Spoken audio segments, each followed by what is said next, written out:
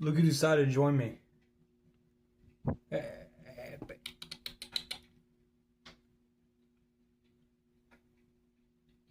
You were asleep in your cat bed the whole time. Every time I start a video, I swear this guy, he shows up. He's behind me right now. He's behind the camera right now. What's going on, guys? Back with another video today. I'm so tired from work because of the heat wave and all that dehydration mess is going on right now. But I didn't feel like really telling a story. I've been so busy this week. But I figured I'd share some things with you. I got my vinyl set right here. So most of the vinyls I got here in my collection are like emo, punk, metal. I might have a few different things. We'll get through it.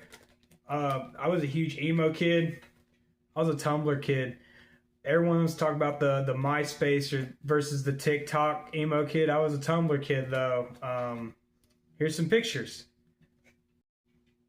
I have like a makeshift chair thing going on where I'm sitting this crate on top of my amplifier. But for the first record, I got this. You have probably never heard of this, but this is a Full Health 7-inch by The Reptilian. I had to pick this up off of Discogs. It was the only one left. And I have not actually seen one for sale since. I got this about 3 years ago. It's a great EP. Just bangers front to back. There's not really a bad song on it. It's a very short record, though. I think it clocks in at about 20 minutes. So that's for the first. Then this is one of my favorite bands of all time. This is not my favorite record by them, but this is Him. Deep Shadows and Brilliant Highlights. It's a lot more popular than their first album. There is some tracks in it that are skippable, such as Don't Close Your Heart is pretty mid. But overall, this is a 9 out of 10 in my eyes. I got this as a gift for Christmas last year. I can't get Razorblade Romance, which is my favorite record by him, because every single time they do a new pressing, they sell out like immediately. And the original pressings are like warped, so they don't even play right. And to find a good pressing on eBay, like an OG pressing, I've seen them go for about $500. So that's definitely something that's in my watch list, though. It's always been. I don't buy vinyls, like I said, too often, though. Mostly because I enjoy saving money, and some of these are ridiculous. But there's that. This is the first vinyl I ever bought. I bought this at a music store in Gatlinburg, Tennessee. This is Joy Division's Unknown Pleasures. Pretty decent goth album.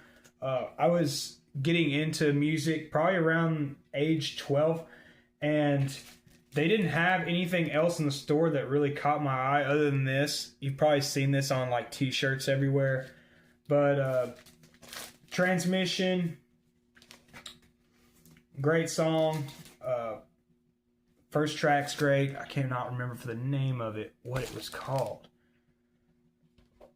And then for the next record, this is Bon Iver, Bon Iver. This is actually a 10 out of 10 in my eyes.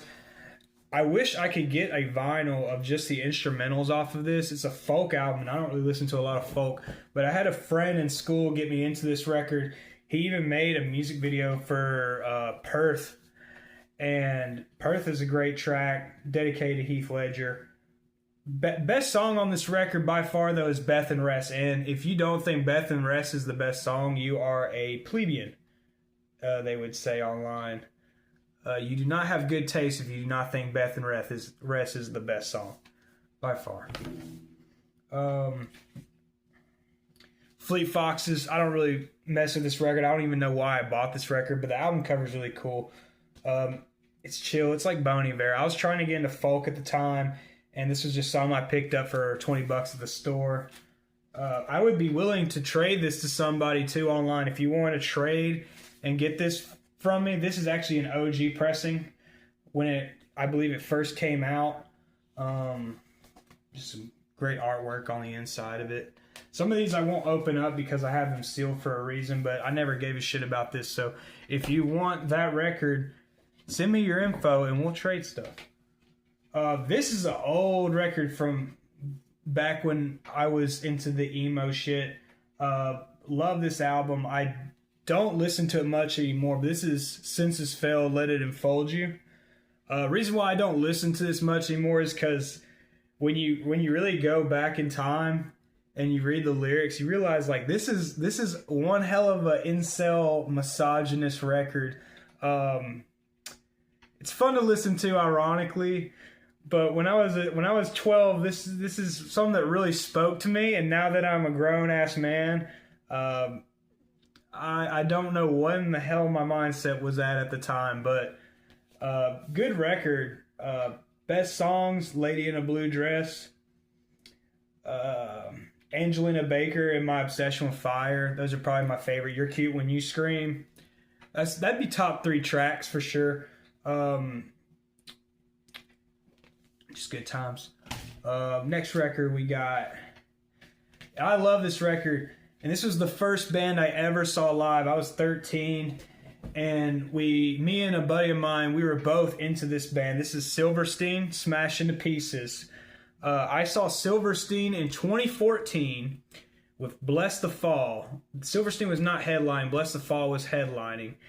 We were probably about 13 or 14, the youngest people in the pit. I was a really tiny dude. Fun fact about the guys from Silverstein, they are some short kings, because when I was like 13, I had to be about 5'2" at the time. And me and Shane, I actually met Shane. We were basically the same height. I met Shane because my father was really supportive of us getting into this music, me and my buddy. We had like a whole little like band thing going on, and we had demos, which I'm not going to tell you where to find them because you can find them. They're still online. I actually thought about taking the best ones that we did and putting them all onto one track, like not one track, but like one record, because it was hot shit what we were doing. It was terrible, but we had an awesome name, and I might show that one day on the channel. Best tracks on here are Smashed Into Pieces. I mean, that's obvious. November, The Weak and the Wounded. Best 3 tracks on this record. Not the best Silverstein record though. I do have another Silverstein record actually coming up right next, so I'm gonna keep talking about Silverstein. Almost dropped my beer. But this is the best Silverstein record by far. I listened to the fuck out of this album. I have about 3 CDs. I even have the promotional not for sale copy signed by Shane Told. So like I said, my dad introduced me to Shane because he was really supportive of us. And we went to the show. He actually caught the guitarist, Josh Bradford, I believe. Yeah, it was Josh Bradford. And he said, hey, my son wants to meet you guys. And then they all came out and talked to us, and it was really cool. We had pictures at the time. A lot of the pictures I don't actually have anymore because we did a really terrible job at saving things on our phones back then. And I didn't post any of them on my Facebook. I still do have pictures of my scene days, though, like you're going to see in the video that I'm going to post. But best album by far, top 3 tracks: Discovering the Waterfront, Fist Wrapped in Blood, 3 Hours Back. That'd be my top 3 on there. I listen to 3 Hours Back a lot. I remember listening to that one a lot. And they used to have these CDs that Victory Records would give out, and they would have DVDs that would come with them. And when you got the DVDs, there was like a ton of music videos from every band that was on Victory Records. That was like the main thing that got me into the scene. Was back in the day, you couldn't go on YouTube and just like get good recommendations for anything. You had to kind of know where to look to find things. So it made it very streamlined when you would get these DVDs and they would come with all the music videos. Great album though. Great artwork too. They had the same guy do all their artwork up into This Is How the Wind Changes, which was the album that I believe I saw them tour for when I first saw them. This record is good. Not really talked about a lot, but this is Stray Light Run. If you're a fan of Taking Back Sunday, the guys from Taking Back Sunday, the backup singer, Nolan, this was his project that he did. I believe they only had 2 records. Your Name Here, I mean, that's good. It's more of like the soft stuff I would listen to. I don't listen to it a lot, but yeah, it's pretty Kino. What do we got up next? Not a lot to say about that. This is some all shit. So I got Hawthorne Heights, The Silence in Black and White, which isn't my favorite Hawthorne Heights record, but I actually bought this and the Stray Light Run and the Silverstein CDs all at Hot Topic because at one point they had a sale going on at Hot Topic where they were selling limited edition vinyls, and I'll actually show you if this is open. You could actually, they had like different colors. I wonder what this one is. I don't even believe this is like a red, so it's like the red LP. I know that I missed it, but the Senses Fail LP I have is really cool. The LP is blood splattered. I always thought that was pretty dope that they did that. Fuck it, I'll put it up later. But let's get this stack on. We still got a lot to go. Thursday, 5 Stories Falling. I picked this up. Not my favorite Thursday record either. It was probably the only Thursday record that they had at Hot Topic at the time. This was it's just a live album. Got like 5 tracks on it. I think I paid like $15 to $20 for that. Not really anything important. This one is another him record, but it's their greatest hits. This was like the only thing. Him stuff, something you gotta know about him is that all their stuff is so collectible and expensive that getting anything like him that's like original by them is it can be costly. But this was a pressing that they did a few years ago, which just all their best hits on it. Pretty solid. I mean, if you like him, and you can't afford And Love Said No, because their greatest hits album And Love Said No is probably about $1,000 on eBay. So that's like your discount And Love Said No. Oasis, New Birth. I love Oasis. I've never opened this up. I bought this strictly to collect. I love Oasis' first 3 records. They're one of my favorite bands of all time. If you want to get into like some good rock and roll lore, definitely look up the beef between those brothers and all of the shit that they did. Oh man, so just a great band. So this one might get me in trouble. You're gonna ask why I own this, and I'm gonna tell you that I only like the music. I do not fuck with this dude's politics. I only like the music. This is like paraphernalia in my crate. But I have Burzum's Det Salmen Gangvar, and it is a 10 to me. This is my favorite Burzum record. I bought this at Gatlinburg as well. I probably looked very strange because when I was...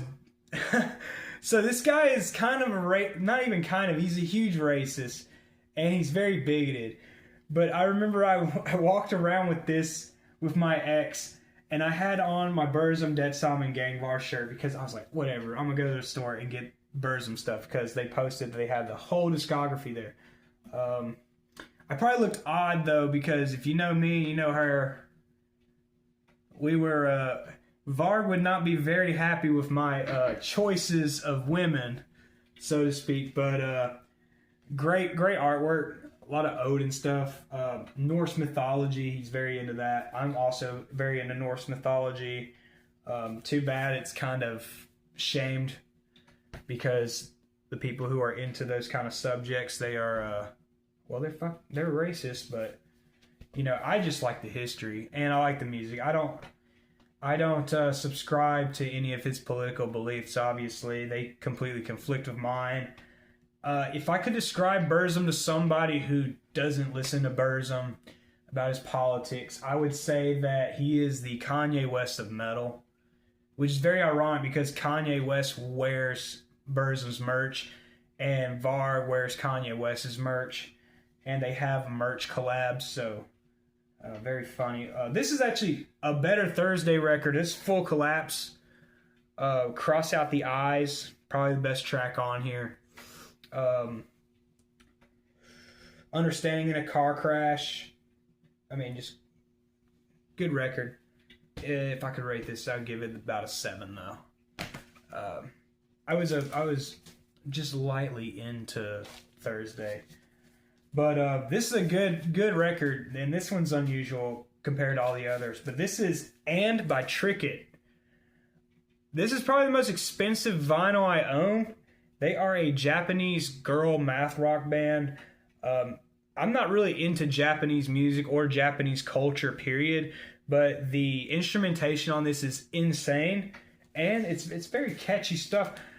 This record I looked up on eBay. It goes for like $200 now, and I bought this for like $30 when it came out. And I don't even believe I've opened this. Have I opened this or not? No, I have not opened this. So it is still sealed from about, I'd say this came out in like 2018. So it's been sealed since then. But I'm gonna scoot my camera. I'm gonna scoot back so I'm in the camera. That's garbage. I don't even know why that's in there. That's stuff that my dad liked. So this is Scott Pilgrim versus the World. I got this record on the same day that I got the Wooden Crate. And I'm not really, I know it sounds weird. I've seen this movie a handful of times, and I just thought that it had some good tracks on it, some good garage punk. I bought this on record day because it was on discount for probably about $15 to $20, and it was just something that I wanted to add to the collection because I did not have a soundtrack vinyl yet. So there's that. What's this next one? Oh, I love this. This is a punk album. This is really cool. Millions of Dead Cops. Because, you know, fuck 12. But these guys are really cool, and the album artwork, I mean, it's edgy. I Hate Work, banger. Dead Cops, banger. America So Straight, banger. John Wayne Was a Nazi. I Remember's probably the best track on this whole record. I Remember's great. I listen to that one on rotation pretty often in my punk playlist.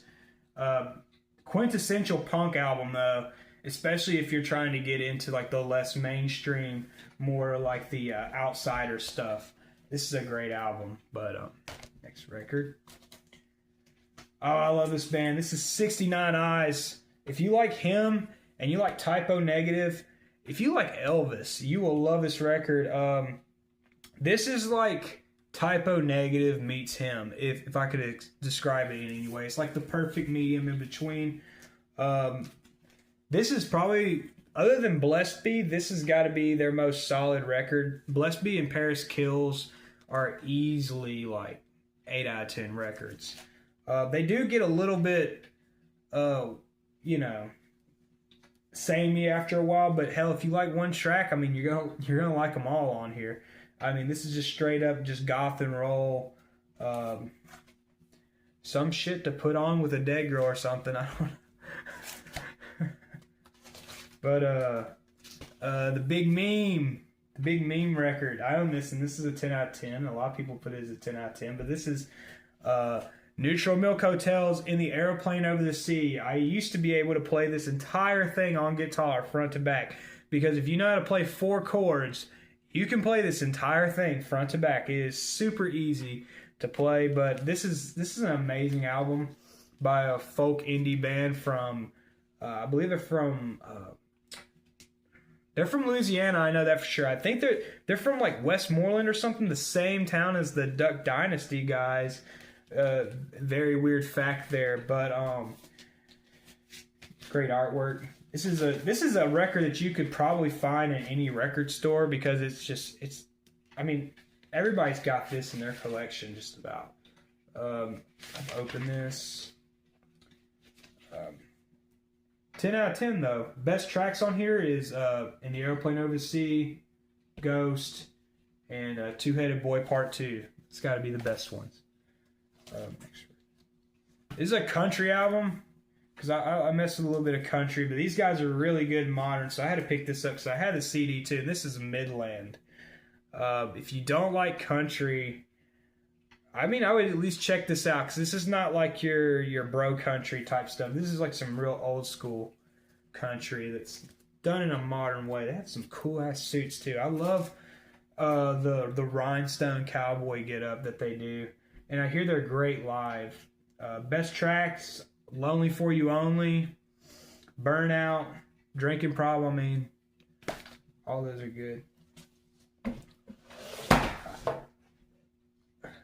I got this at a flea market. I got this at a flea market in Kentucky. This is Johnny Cash at Folsom Prison. I don't even know if it plays or not, but I bought it because it was like $5 or something. I mean, it probably doesn't play because it's $5, but I'm really, a lot of people will just buy things like this to frame and put up as artwork. I've never actually listened to At Folsom Prison either, so I don't know. Maybe I should get around to that. I'm not really a Johnny Cash guy. My vinyl's tipped over, but the best vinyl I have in my record. I don't know how people will feel about this, but this is my second favorite album of all time, and this is an insanely good album that you've probably never heard of, and this is Turbo Negro's Apocalypse Dudes. I mean, that's just sick. Rest in peace, Hank. But these guys were just aesthetic as hell. The album cover is the Symbionese Liberation Army logo, so they were like a leftist terrorist group. These guys are very edgy. I miss this dude. No death in music history ever hit me as bad as Hank Von Hell's death. But what is this album about? Well, you got tracks like Rock Against Ass, Rendezvous with Anus, Zillion Dollar Sadist. It's a very gay-lidden punk band full of straight guys. All these dudes are straight, but the way they described it as, we are heterosexuals in the closet. And I love this record so much. I play this still to this day all the time. Age of Pomperius, if you don't know, it was the intro to Wild Boys on MTV. And I love this album and this band so much. I actually, fun fact about them is that their fan base is called Turbo Youngin, which is, it's a name for Turbo Youth. They name themselves Turbo Negro because it's fast and black music. It's very glam punk. But Turbo Negro is the name of the fan base, and they all dress up as bikers, and they all give themselves their own nicknames. And I was such a huge fan of this band that I even got a tattoo based off of a joke that they had. So I have Nashville Leather right there. I get a million questions about this tattoo. I got it done when I was like 19, and I was really stupid. I get a lot of questions because I get questions like, is it a kink thing or is it a business? But really, it's just, I was a fan of this band, and that was my Turbo Youngin name. And they had an album called Scandinavian Leather. And when they asked Hank Von Hell, what is Scandinavian Leather? He said, it's my skin. So I got Nashville Leather to kind of like get a tattoo that's Tennessee based. And when people ask me, what does it mean? I say, it's my skin. I love this album though. It was to get like a little bit sentimental. It was really an album that, like, a lot of things I was uncomfortable with in life. It was very unusual to see a bunch of guys really just be so out there about it, and just so in your face and unapologetic. And it was punk, and it was like fast and heavy. And I mean, they had like the look, it was cool shit. Those guys are completely legendary. I would pay a ton of money to see them live. If they ever come to the States, God forbid, I don't know if they'll ever do that because they're so big in Europe, but I think in the States, like, nobody hardly knows them here. They also have a female cover band called Turbo Negra, which I checked out recently, and they are fantastic. This is Modest Mouse's Float On. Ocean Breeze, Salty, and Float On are good. I, again, bought this record just kind of to add stuff in the collection. Not my favorite Modest Mouse record, though. I'd say my favorite Modest Mouse record would be their first record. So what's next here? This is a really good album that I don't listen to anymore. But this is some sad boy emo shit. Old school stuff. This is Bright Eyes, I'm Wide Awake, It's Morning. I mean, it's like some good folk music. It's very folksy. This is a record I don't really listen to anymore. I just don't vibe with it. This was one of my first records I owned too. I bought this when I was like 14. I was in like this little bit of a hipster stage where I was like trying out like the folksy stuff, but I didn't like the hey ho music. So I was going for the early 2000s things. I have two more left. Okay, so I'll get to this one. I have another Burzum record. It is Hlidskjalf.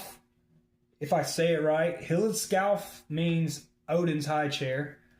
This is a Dungeon Synth album, which, by the way, since we're talking about Dungeon Synth, my Dungeon Synth record comes out this week. Check it out. It's on 7/5/26. I'm going to be releasing it the Sunday right after 4th of July because who the hell is going to listen to it when everybody's shooting fireworks, the day before or the day of. But this is my favorite Dungeon Synth record of all time.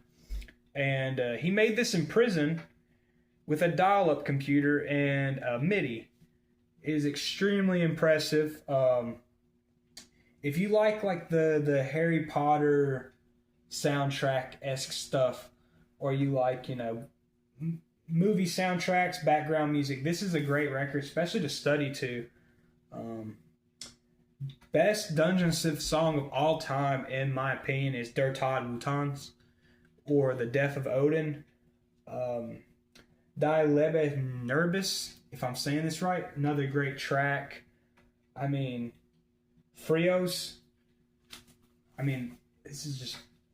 It's a perfect Dungeon Synth record, which you cannot find a lot of, because a big problem with Dungeon Synth records now is that they have like a lot of filler in them.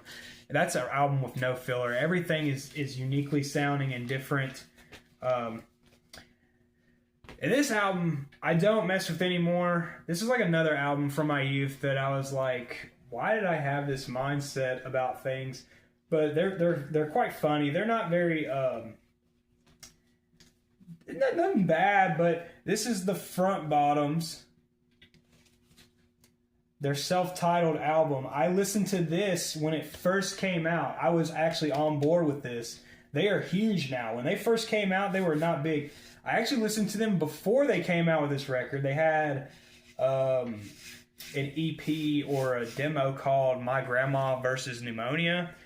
And I mean, they make some fun songs, some fun little tracks. I'll take this one out. Let's take a look. Oh, it doesn't fold. I haven't messed with this one a lot. That's just what it looks like on the inside. But great album. Flashlight. The Beers. The Beers is probably the best track on here. Bathtub.